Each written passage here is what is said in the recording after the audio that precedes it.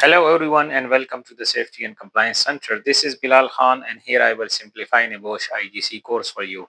I'm very confident that by the end of this session you will have much better understanding of the topic if you will interact with the exercises given between the session.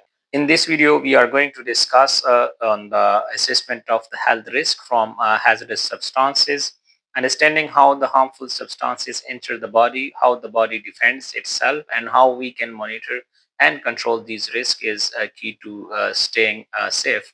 By the end of this video, you should have a clear idea of how to identify the risk and use the right tools to manage them. Let's have a quick group exercise together. Think about this. How can a chemical or biological organism enter the body? And which do you think is the highest risk route of entry and why? Take a moment to think about it and please share your answer in the comment section below. I would love to interact with your responses. Well, the main ways the hazardous substance can enter the body, the inhalation, breathing in dust, gases or vapors. Inhalable dust means all particles that can enter the nose or mouth. The respirable dust refers to the smaller particles that can reach deep into the lungs. The ingestion, swallowing a harmful substance, often by accident. The absorption through the skin, some chemicals can pass directly through the skin and enter the bloodstream. The injection through the skin, this happens when the skin is pierced, for example, the needle stick injury, cut or grazes, animal or insect bites. Knowing these routes help us understand how to protect ourselves properly. Our bodies have two main defense systems to protect us from both the biological agents and the chemicals. The cellular, the internal defense, this is where the cells inside our body, like those in the blood and the respiratory system, work to fight off bacteria, toxins, and other harmful substances that enter through the lungs, the digestive system, or the bloodstream. The superficial, the external defense, this protect the outside of the body like our skin, nose, and throat.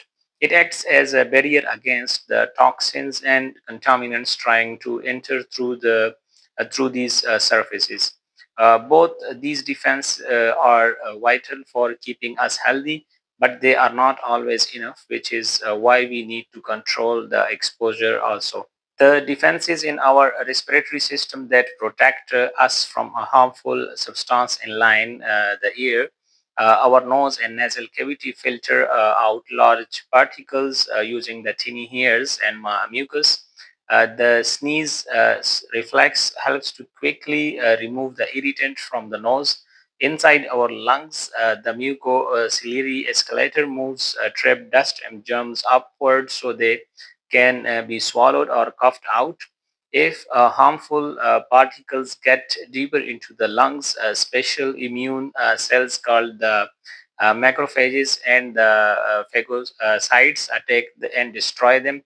And finally, the inflammatory response kicks in it if there is a damage or infection, helping to isolate and fight off the harmful agents.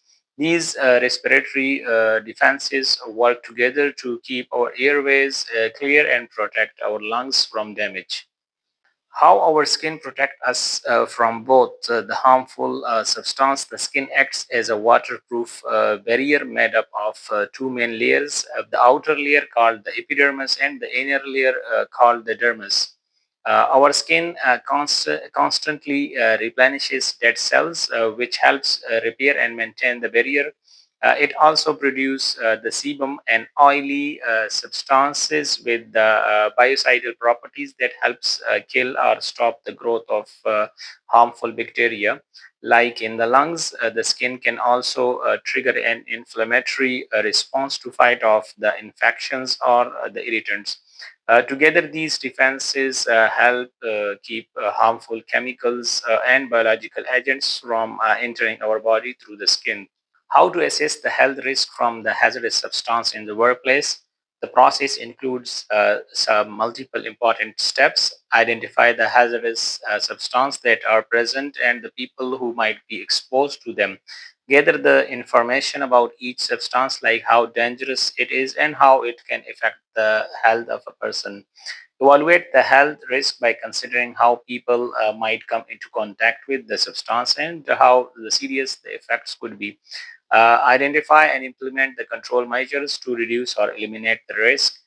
This could mean using the protective equipment, changing the working procedure, or improving the ventilation system at the workplace. Record the assessment and action taken so there is a clear plan to follow. And finally, review the assessment regularly to make sure the controls are still working and updated. Following these steps help keep everyone safe and when working with the hazardous substances. While assessing the health risk from hazardous substances, it is so important to consider some multiple factors. The hazardous nature of the substance, how dangerous it is, the potential ill health effects it can cause, and the physical form of the substance like dust, gas, or liquid. The routes of the entry, how the substance can get into the body, the quantity of the substance are present, the concentration, how strong or pure the substance is, the number of people who might be exposed, the frequency of exposure, how often people come into contact with it, and the duration of exposure, how long each exposure lasts. And finally, the control measures already in place to reduce the risk. By looking all these factors, we can understand the overall health risk and decide what needs to be done to protect the people at the workplace. The product labels are very important for identifying the hazardous substances and understanding the risk. They must include the name of the substance or the mixture, the hazardous components like the dangerous ingredients inside, the risk phrases that explains what kind of danger the substance presents, the precautions, the advice how to handle the substance safely, and the details of the supplier so you know you may know how who made or supplied the products. Always read the product label carefully before using any kind of chemical or mixture to stay safe at the workplace. To help protect the workers from the hazardous substances, there are important guidelines and legal limits of the exposure. The HSE guidance note EH40 sets the UK's legal workplace exposure limits. These limits define the maximum safe concentration of the airborne substances in the workplace. The European list of indicative limit values set legal exposure limits for 19 chemical agents across the European Union. In the United States, the American Conference of Governmental Industrial Hygienists publishes the threshold limit value. These are guidelines rather than the legal limits, but they are widely used to help protect the workers' health. Knowing and following these limits help ensure the workplace safe and the exposure levels in safe limits. Imagine you have a domestic weed killer and need to assess the risk of using it safely.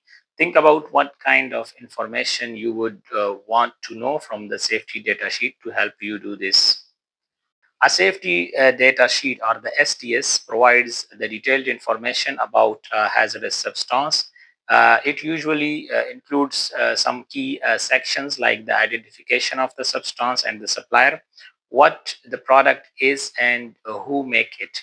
The hazardous identification like the dangers associated with the substance, the composition of the ingredients, what chemicals it contains, the first aid measures, what to do if someone is exposed, the firefighting measures, how to deal with the fires involving the substance, the accidental release measures, what to do in case of the spills or leaks, the handling and storage, safe ways to use uh, and store the substance, exposure controls, and the personal protective equipment, how to protect yourself. The physical and chemical properties mean what the substance looks and smells like boiling point. Stability and reactivity means how the substance behaves under different conditions. The toxicological information effects on health from exposure, The ecological information means the environmental impact, the disposal consideration, how to safely dispose of the substance, the transportation information, rules for moving the substance safely. The regulatory information means what are the legal requirement and other information if any additional requirements or additional information is relevant to the hazardous substance.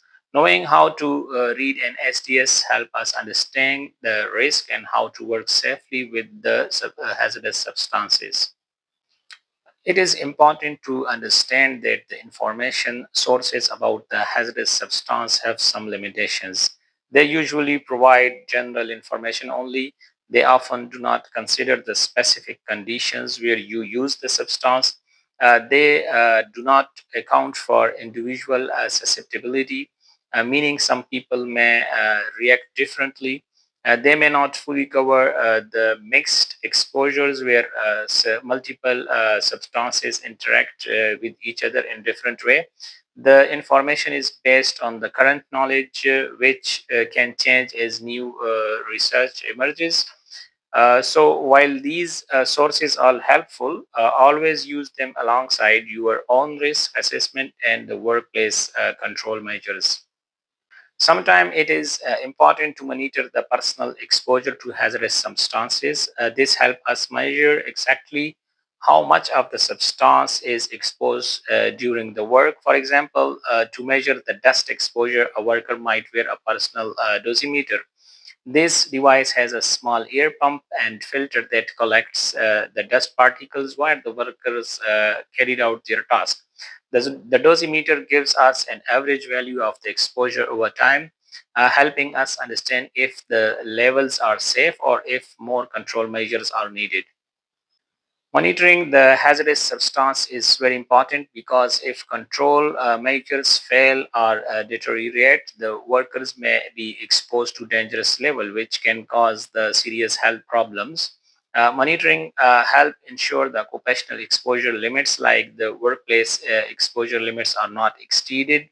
It also checks how effectively the control measures are in reducing the exposure, and monitoring should be done after any changes in the workplace that might affect how well controls work, such as new process equipment or substance. This way, we can keep the workplace safe and protect the workers' health.